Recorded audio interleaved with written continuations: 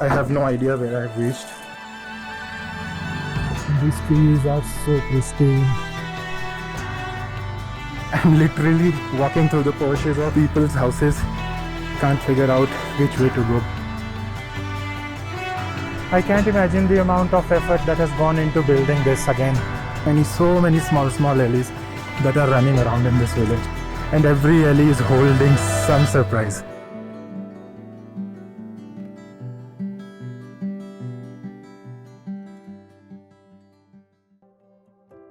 Hello everyone, I'm Sandeep Juyal. This is my channel called Empty Bag Films, and this is my first ever travel log, and I have come to this beautiful place called Harshil.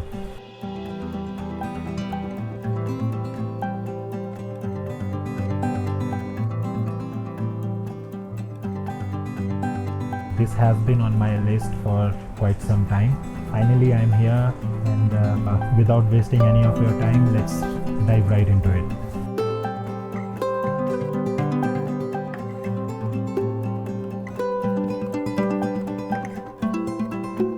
This is a very good time to be here as this is harvest season and these are the lands of apple orchards.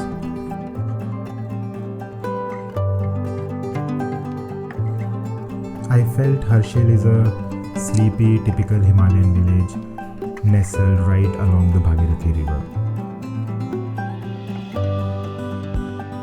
No matter which alley you end up in, two things you'll never be far from: the apple orchards and the sound of Bhagirathi gushing down the valley.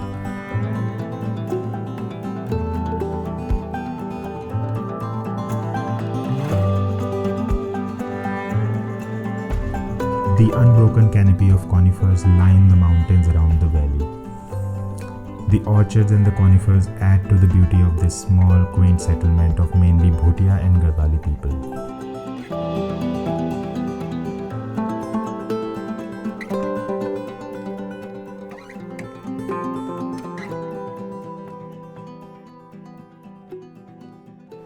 Hi, good morning. I'm at Bukba village. It's around 5 kilometers from Harshil, and I'm walking around the village, and this looks really interesting. There are lots of old houses here, all woodwork.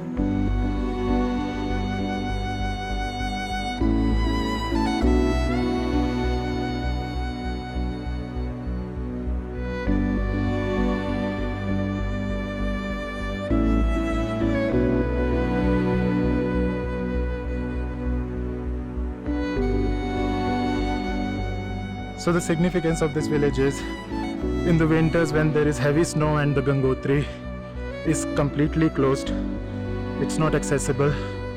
So what they do, they bring the idol of the goddess Ganga down to this village. And that is why this village is quite important.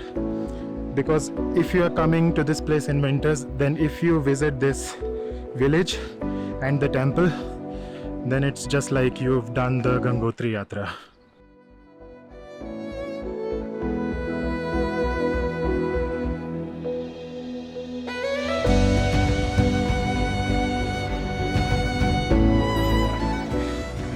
I have no idea where I've reached. I'm just going through these small alleys. I'm literally walking through the porches of people's houses, because I can't figure out which way to go, because there are so many small alleys that are running around in this village. And every alley is holding some surprise, some beautiful house, some 100, 200 years old houses.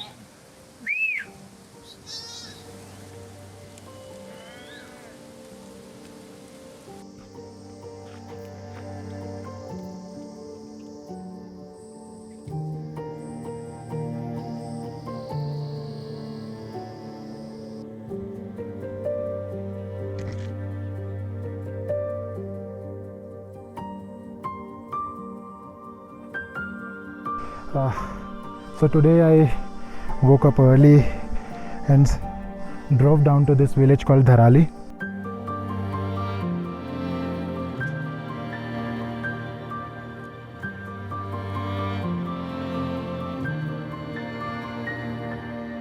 The hike to this Sattal starts from the village Dharali. First you crisscross through the village, going through the apple orchards and some very old houses, which was quite good.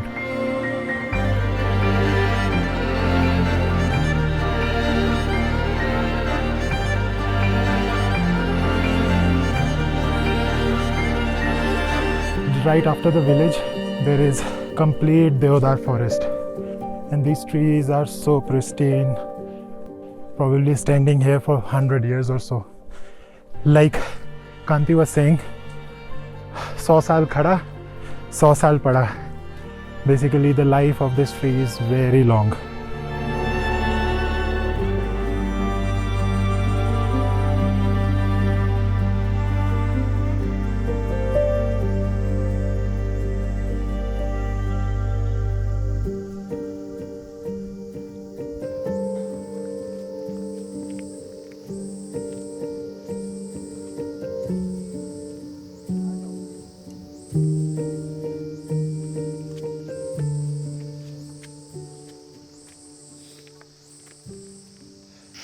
I have reached Chadgya Tal, and this is amazing place, very beautiful, very beautiful. There is nobody around here, and there are 7 tals here. This is the second tal that you will see, and it is the biggest one here.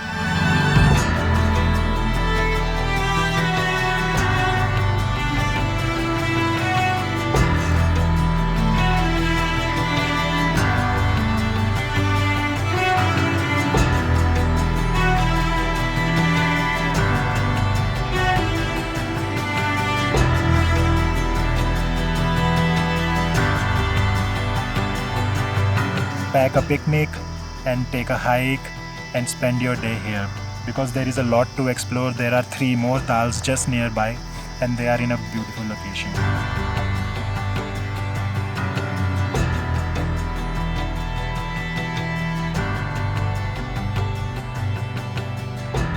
And the views from here are amazing. Unfortunately today it's over cloud and I'm not able to see much views, but nonetheless the place is amazing.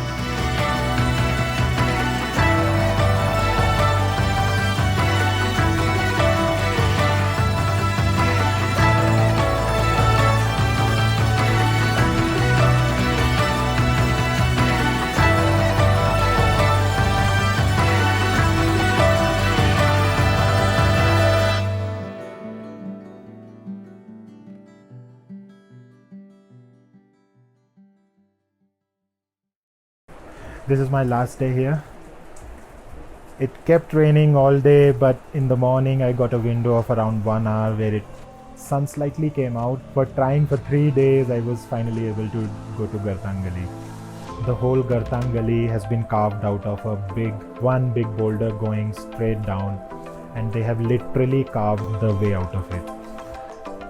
Jarganga in its turquoise color looking amazing, and surrounded by Neilong Valley views, of course. It's just amazing.